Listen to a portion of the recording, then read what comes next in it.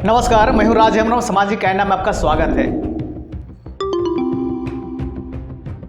आज के युवा क्या कर रहे हैं? तो नेताओं की रैली में जा रहे हैं, अश्लील गाना सुन रहे हैं, मौलवियों के और बाबाओं के पंडालों में शरण ले रहे हैं और अपना भविष्य दिखा रहे हैं कि देखो बाबा, मेरा भविष्य में क्या है।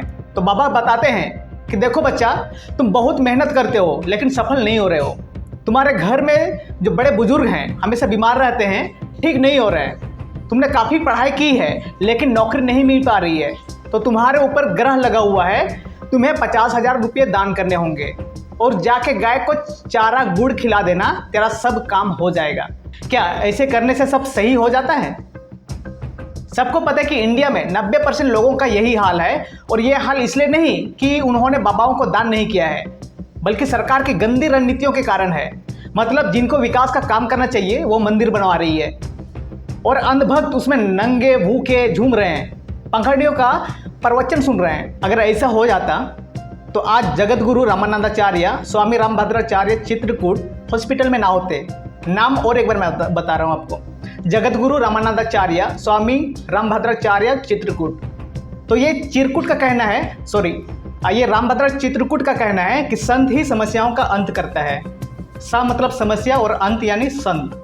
जिनके चरणों में बैठकर समस्याओं का अंत हो वही संत है। आज के युवा हम क्या कर रहे हैं? तो बाबाओं के मंडपों में जाके सपना देख रहे हैं और उसे पूरा करना चाह रहे हैं। तो सपने ऐसे पूरे नहीं होते हैं दोस्त, इसके लिए मेहनत करना पड़ता है। और मेहनत तो हम कर रहे हैं लेकिन गलत दिशा में कर रहे हैं। जो हमको मेहनत करना चाहिए वो हम नहीं कर रहे हैं। तो कैसे मिलेगा जिसके लिए हम सपना देख रहे हैं?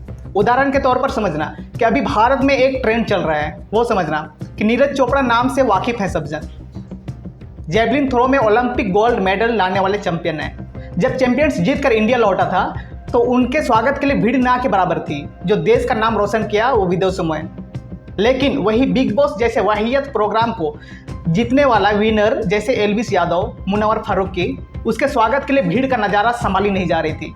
पिक्चर में दोनों का सीन दिखाता हूँ। मतलब कहना साफ है, जो भारत में किसी चीज़ के लिए मेहनत करता है तो उससे मेहनती लोग ही दिखेंगे, शामिल भी होंगे उसके साथ। मेहनत करके मेडल लाया, उसके स्वागत के लिए पीछे लोग नहीं हैं। वही दूसरी तरफ क्या है, एल्विस यादव या मुनव्वर फारूकी जैसे का क्या योगदान है समाज में आप जानते हैं, या देश में? कुछ नहीं है। और फिर भी उसके स्वागत के लिए युवाओं की नज़ारा का अंत तक नहीं है। आखिर ऐसे कैसे भैया?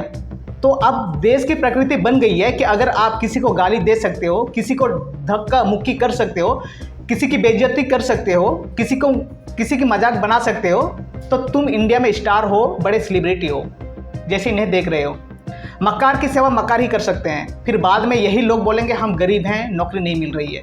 तो भैया आप जिसको फॉलो करेंगे वही सीखेंगे, वही करेंगे, और वो भी तुमको वही देगा जो उनके अचीवमेंट है। गाली देना, बेइज्जती करना, किसी का मजाक बनाना, तो आपको नौकरी कौन और क्यों देगा भाई? रोजगार के लिए मेहनत करना चाहिए और अपना अधिकार पता होना चाहिए, लेकिन ऐसा तुम्हारे में कुछ नहीं है। देश में और भी ट्रेंड चल रहा है, जैसे जिसको बीसीसीआई का कमान संभालना चाहिए था वो पान मसाला गुटखा बेच रहा है, और जिसको पान मसाला गुटखा बेचना चाहिए था वो बीसीसीआई का चेयरमैन बना बैठा है। जय शाह ने कभी बाला नहीं पकड़ा होगा लेकिन आज क्रिकेट का कमान संभाली है। जो योग्य है वो बाहर भाग खा रहा है और पान मसाला गुटखा बेच रहा है। तो ये ग्रो कैसे करेगा? देश कैसे बढ़ेगा?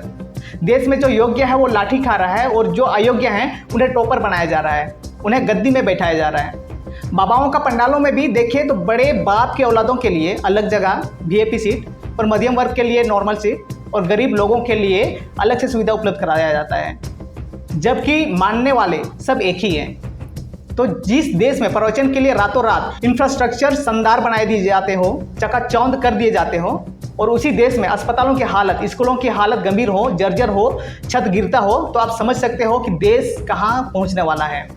चकाचौंध करना चाहिए था अस्पताल और स्कूल, लेकिन ये कहीं और हो रहा है। ये लगातार चल ही रहा है। एक तरफ देखिए बाबा व्यापारी बन रहा है जैसे बाबा रामदेव, और अंधभक्त उसके भागवा में ओढ़ रहा है, उसके कलर भागवा में नगमस्तक है।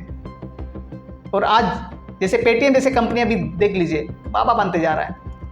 हालत इतना गंभीर है कि जो लोगों तक न्यूज़ पहुंचाने का काम करती है वो लोगों में माहौल बना रहा है। सुधीर चौधरी जैसे दिहाड़ी लोगों को जेल में होना चाहिए वो न्यूज़ सुना रहे हैं, और जिसको न्यूज़ सुनाना चाहिए वो जेल में है, और जो असली पत्रकार हैं उन्हें भी वहाँ बैठना चाहिए था लेकिन नहीं है। लेकिन क्या है, तो यहाँ सब उल्टा हो रहा है। तो उनका क्या है, उनका कुछ नहीं बिगड़ेगा, उनके दुकान भी बंद हो जाएंगे, फिर भी वो 2 पीढ़ी तक बैठकर खा सकते हैं, वो रह सकते हैं। और हमारा तो हमारा ये हाल है कि अगर आज काम नहीं किया तो शाम में शायद ही घर का चूल्हा जलेगी।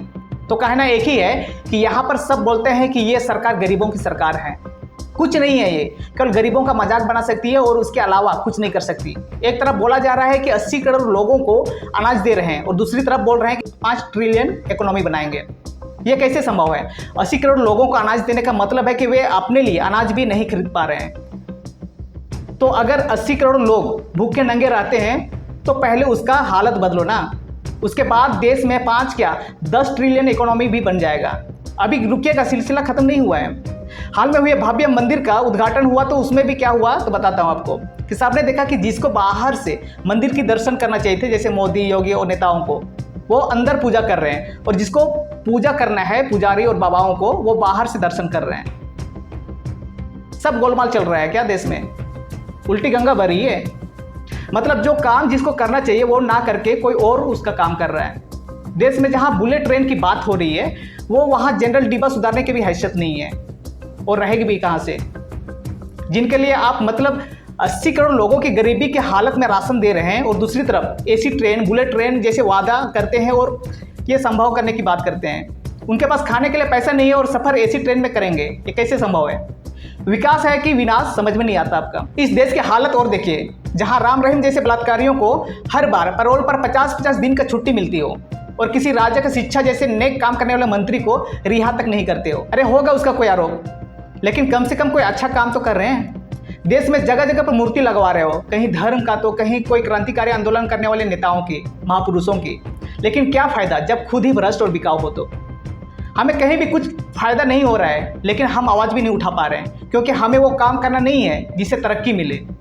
पूरा भारत, पूरा देश के युवा उसे करने में लगा हुआ है जो उसे नहीं करना चाहिए। कोई पूछ नहीं रहा कि डीजल पेट्रोल महंगे क्यों हो रहे हैं, स्कूल कॉलेज बंद क्यों नहीं रहा है, शिक्षा में सुधार क्यों नहीं हो रहा है, अस्पताल में सुविधा क्यों नहीं बढ़ रही है, नोटबंदी की फायदा क्या हुआ, नया नोट निकाला उसको भी बंद कर दिया गया, उसका फायदा क्या हुआ, रोजगार के लिए नया नींव रखी है या कितनी नई कंपनियों का प्लान कर रहे हैं, इसका कोई सवाल ही नहीं है। तो किसी को भी कोई दिलचस्पी नहीं है। लेकिन आज के युवाओं को इससे क्या, किसी भी चीज़ से कोई मतलब ही नहीं है। क्यों? तो वो बहुत बिजी हैं रील स्क्रॉल करने में और अश्लील वीडियो देखने में, नेताओं के रैलियों में शामिल होने और उन जैसे लोगों के स्वागत में जो बिग बॉस जैसे वाहियत प्रोग्राम को जीतते हैं, जो गली बकते हैं, किसी का मजाक उड़ाते हैं, बेइज्जती करते हैं, पान गुटखा बेचते हैं। इस पर आपकी क्या राय है? आप क्या सोचते हैं? हमें कमेंट सेक्शन में जरूर बताएं। आज की ये अपडेट अच्छा लगे तो लाइक करें और अधिक से अधिक लोगों तक शेयर करें। जुड़े रहिए हमारे साथ और देखते रहिए समाज जी कहना। इसी के साथ जय हिंद, जय जवाहर।